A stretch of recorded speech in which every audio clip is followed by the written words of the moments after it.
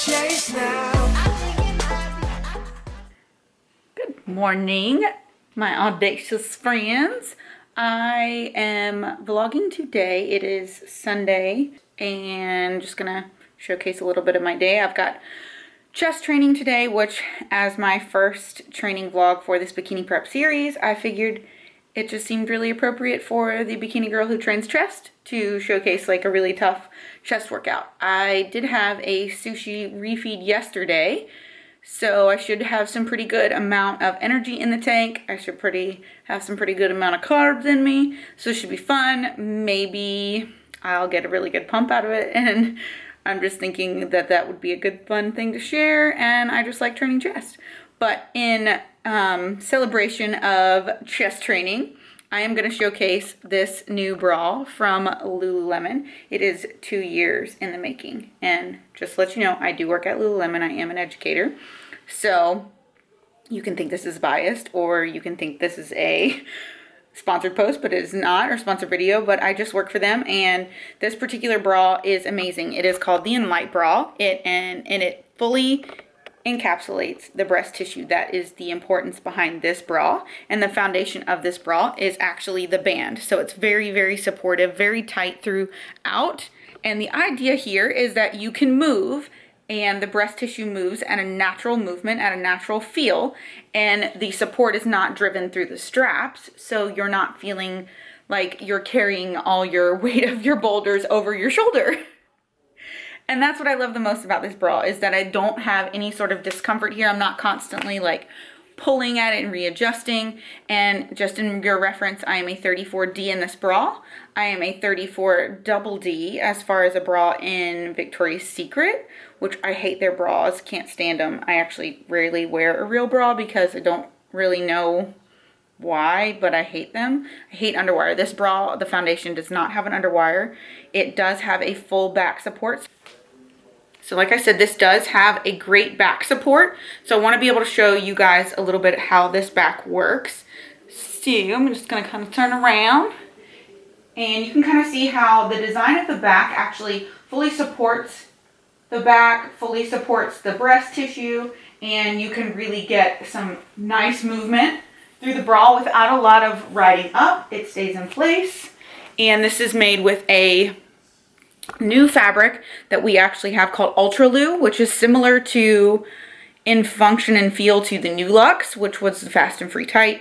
But again, this is a different fabric, different feel. It's thicker than the Nulux, but it has that same feel against your skin, and it's very seamless. This is the new Magnum collection, the new Magnum color.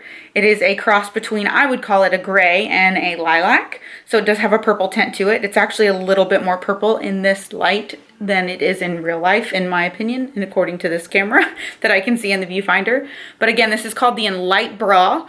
I love it. It is a little bit more coverage than the traditional Lululemon bras, but I think the coverage is important for me. I like more coverage, especially when I'm training chest or when I'm training like barbell preacher curls, where you feel like all your goods are like in your face, and I just don't like that. I do have a breast augmentation, but I don't actually love them other than in a bathing suit, and that's why I got them. But when it comes to training, they're just kind of in my way most of the time, so this bra actually gets them out of my way, and that makes me happy. I do have a relatively small augmentation in comparison to the norm. Mine were special ordered, so they are very small. But I still am a 34 double D in a bra size, which I don't know how. But in Lululemon bras, I'm traditionally a 6 or an 8. Like I said, in this bra, I'm a 34D. So the 34 implies the band around. And something to point out is I am actually on the very last hook and eye, which I probably should not be. I probably should be on the first, because this bra is going to give, and with me being on the tightest possible, it's going to get loose because I've only had it for about a week and I have not washed it yet. I've worn it twice, hung to dry. The great thing about this bra is you can do that. You can sweat in it and just like hang it to dry and not have to wash it every time. And it is machine washable, gentle cycle, cold water only, and you do not have to put it in a garment bag. So it's also positive.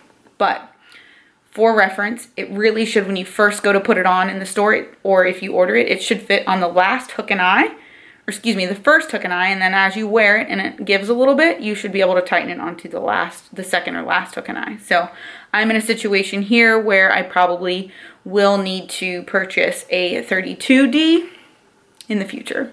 But just wanted to give you that little chat about this ENLITE bra, and now we're gonna get on with the chest workout. So the rest of my workout outfit today is just this cute little loose flowy crop top from Arsenal Strength. I got this at the show I did last year where Arsenal Strength was one of the vendors. I don't know if they still have it on their website. And of course the ENLITE bra. I have the Luxtreme Wonder Under High Rise Tight in the ombre. This came out around Christmas time, so this is not available on the website, sorry guys, but you might be able to find it from Posh. And I've got my Adidas NMDs, and we're gonna go train. So we're gonna talk a little bit about my pre-workout. I do use a stem-free fat burner from Legion called Phoenix. The link to purchase is going to be in the description box below, but this is stimulant free, so it does not have any sort of caffeine and hydrous. So I do combine 2 capsules of Phoenix with 12 grams, excuse me, of the Pulse by Legion, which is a pre-workout that does have caffeine in it. And this is my new favorite flavor, the green apple. So that is going to be my pre-workout. I typically sip on this in the car on the way to the gym. And then my intro workout, which I drink kind of about 15 minutes into my training session. It is 8 grams of Recharge, which is their creatine monohydrate supplement from Legion. And the reason I choose 8 grams is because that gives me exactly 5 grams of the creatine monohydrate. And then I use glutamine, just raw from bulk supplements. I use 10 grams of that. And we do not have a BCAA through Legion Athletics, and I am a sponsored athlete through them, but I choose and have been using this particular form of BCAAs for over 2 years now. This is the Anabolic Designs Aminotar. This is light on my stomach. It doesn't cause me any sort of like gastrointestinal issues while I am training, and it gives me a great source of BCAAs. This is the lemonade flavor. They also have green apple, cola, and then sour berry. This is probably my 3rd favorite flavor, but I do like to alternate just for fun. The green apple and sour berry, I think, are my favorite there. Don't really like the Coke Fizz or whatever that Coca-Cola based one is. So we are heading to the gym, and I wanted to kind of showcase my workout that I have pre-written out. It is a Y3T workout for week 3 for chest and triceps, which is day 1 of my training cycle. I got my hubby there, Sloth's videographer. He's so nice. I try not to make him vlog for me or video for me every time we train together, but it's been a while, so I thought he might be nice. I am a Y3T athlete, which the Y3T link to the ebook and all the information is always in the description box. It is designed by Neil Hill. He is Neil Yoda Hill on Instagram, but I am one of his athletes, and he is the coach of my prep coach, who is Matt Jansen. So it is quite the little triangle there. So if you guys are new to my channel, there's just some tidbits of information about me that you guys might not know, since you're new to the Bikini Prep series, maybe. Welcome if you are. I'll show you guys this workout we're gonna do. So this is going to be a heavy working day, so load is going to be the focus. So my 2 big lifts are going to be the dumbbell flat bench press and the incline iso press. So I'm going to have warm-up weights listed for those, because those are my biggest compound movements today. And then we're going to go into tricep weighted dips. I cross my fingers that I can do weighted ones today. We shall see. Those are always ones for me that the strength improvement there is never quite linear. Some days are good, some days are bad on those. And then we move into some smaller working sets of the pec deck, dumbbell skull crushers, cable overhead extensions, cable V-bar press downs. Nice and simple, 3 sets, 6 to 9 reps. Again, this is going to be a load-based workout, so because I'm lifting pretty heavy, there will be quite longer rest periods for me here. I typically rest between 60 to 90 seconds between these big guys up here, and then keep it closer to 30 seconds to 60 seconds in between these smaller movements here. Hey guys, and welcome to the workout. I'm going to do some voiceover here because I haven't done a voiceover workout in a good minute, and I love training chest, so I just figured this would be a great opportunity for me to really share with you guys my workout format. So what I'm doing here first is a mobility warm-up for my shoulder. Before you train chest, the shoulder is the dominant joint in all movements, so you really want to make sure it's ready to go. So my first movement is the dumbbell flat bench press. This movement is what I've been working on because I really have improved in my overall barbell bench press. So I really wanted to take a couple training cycles to really work within this movement. This movement does allow more shoulder movement than the barbell bench press because you do get to meet the dumbbells into the center. So I do find it far more challenging, and you have to create more stability in your core and your overall body to gain strength in this movement. Oh.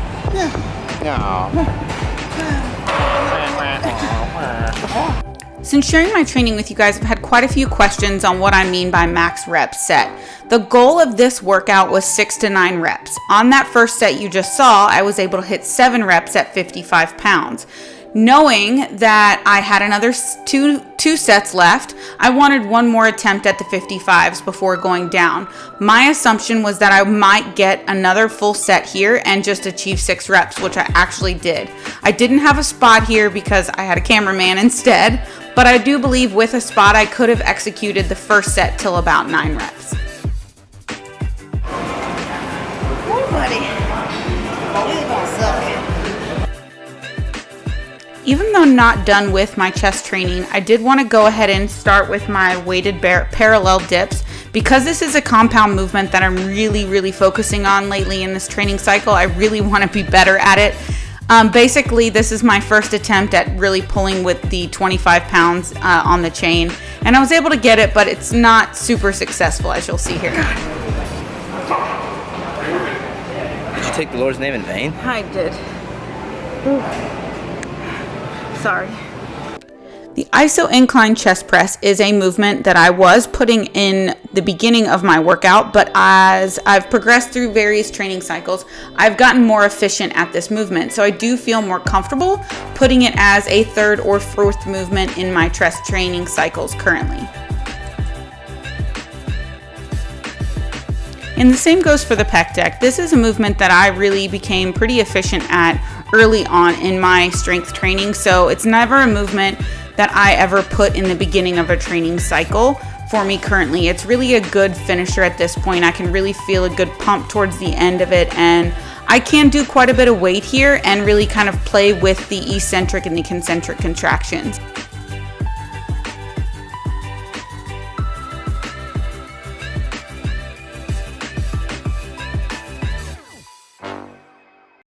And as you guys saw in the previous clip, I did lose my cameraman, so this is the only tricep movement you're going to see today. This is a flat bench dumbbell skull crusher. Notice how I have a neutral grip, or it's often called a hammer grip. I do this again to have an isolateral movement as opposed to a barbell. Again, I just alternate between the two barbell versus dumbbell movements here.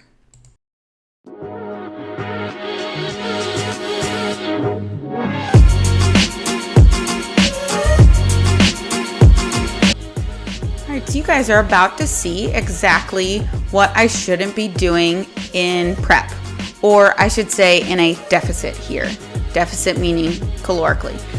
So I wanted to take advantage of some training days that I felt really good and really full, and I felt like I could do them. I do miss being more athletic in my training, and so I added things like sled pushing and these rope slams and added them to my Instagram story. And then my coach reminded me kindly of the fact that we are basically in a point of diminishing return here. And I'm basically in a caloric deficit, and I need to protect my internal functioning and ability to lose body fat and not overtrain here. And this is the great thing about having a coach. And one of his biggest jobs as a coach is protecting us dedicated athletes from overtraining. So I wholeheartedly trust him and know that I really probably shouldn't be doing these. So for any of you out there who are not in a caloric deficit, I highly recommend incorporating these conditioning training circuits at the end of your arm workouts or shoulder workouts because they're great. They're great pump and burnout. But you guys did get to see my closeout finisher. I've just been trying to incorporate some more like athletic movements at the end of my training sessions if I feel like up to it and if I've got time. And like I said, I had a refeed yesterday, so I feel like I had a little bit more calories to work with today. And I just felt really good during training, so I wanted to really like make use of that. So I did some rope, the battle ropes. I do love the battle ropes as a form of like finisher for upper body days. So if you have access to the battle ropes, maybe take advantage of that on some upper body days. It's just a really good way to like get a good solid pump and some cardio based work. So I really just did sets of 12 to 15 or basically till failure there. But I did want to talk a little bit about my particular weight bearing and weight load work. I am doing a long prep.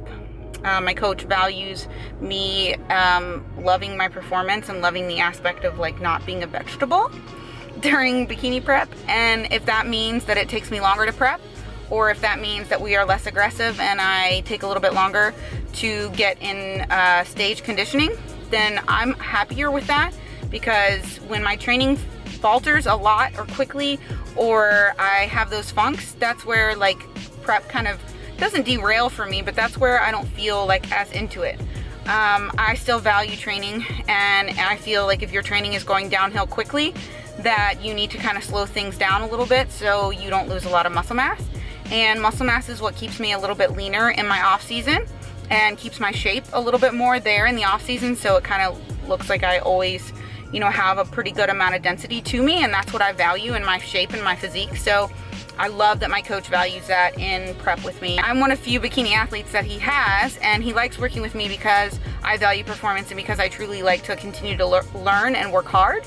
And I love that that is like something he values about me. So we're like on a two-way street here, working together to make this happen. If it takes me a little longer, it takes me a little longer, but I just dumbbell chest pressed 55 pounds for 6 to 7 reps. So I'm pretty happy about that. So I'm gonna rejoice in that today. And we're going to go to the grocery store real quick. And I'm waiting for my husband still, because he's still playing basketball. He is quite the baller these days. I'm very proud of him. It's something he enjoys. He may not love lifting, but he loves playing sports. And that's just where he finds an intrinsic motivation to actually come to the gym. So he just happens to vlog for me a couple times, or film for me a couple times, and then he goes and plays ball. So we have all the chicken from the smoking going on. Jared did some smoked pineapple. So good. So good. He is getting real creative here. So what he did was he put some Texas Pete, some honey, and some cinnamon, and smoked these pineapple slices. And it was a fresh pineapple. I like commended him for cutting it up, actually, because I was like, yeah, you're not gonna do that, but then he did it. And then we just have some chicken boobs right there. This is his brisket that is resting brisket. It's tired. It's had a long It's day. tired. It's had a long day of like 8 hours being smoked. But so it's in there somewhere resting. And then these are our smoked skewers with the onions and those little peppers that you get in the bag at the grocery store. They're like little mini bell peppers. So I'm gonna eat now. What's this brisket doing right now? It's about to get sliced. No, but why are you doing that again? Can you explain? Because the internet told me to. So The internet told me. it's I have wrapped it in aluminum foil halfway through the cooking, and then I put blankets on it. But it's literally blankets resting. It needed to snuggle. It needed to feel Yeah. loved. So hopefully it's loved, because when I wrap 2 blankets on myself, I'm loved. So when I wrap 2 blankets on my brisket, hopefully it feels the same way.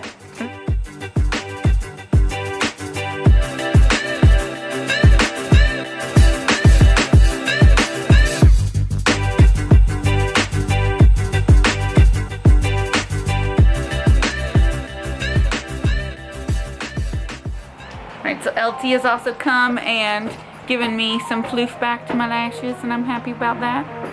And we are going to close the vlog here, so I hope you guys enjoyed that workout, that little post-workout chat I had with you guys, and I will see you guys in the next one. Bye-bye.